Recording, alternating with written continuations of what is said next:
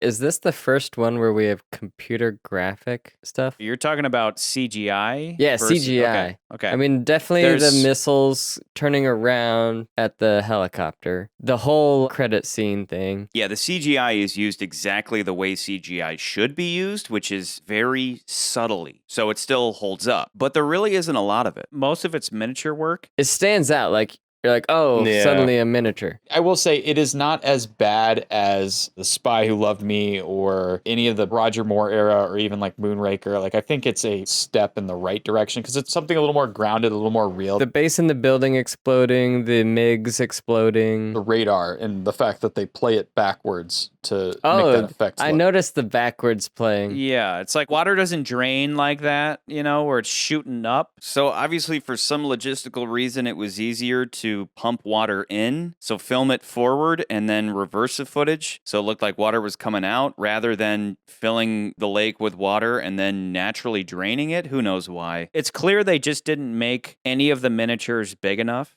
But, this movie predates Lord of the Rings, so what do you expect? They should have made all of them bigger, especially the radar that had to deal with water. Because if you don't make a miniature big enough, water kind of looks off, right? Mm-hmm. So you can tell that the water is just kind of lapping up against a diorama. They needed to make it bigger to make the water not look big, if you know what I mean. I mean, Charlie, they probably made that thing pretty big to begin with. Yeah, sure they did, but it just has to do with the nature of water. And if you don't make your scale model big enough, it's literally that the water looks big. Yeah. And it just has to do with the physics of water. And that's why you need to make your scale model a certain size so that the water looks natural. But the Bond crew didn't learn this lesson until Casino rolled around. Basically, it's at third scale. The reason we're at third scale is because water still scales okay at that.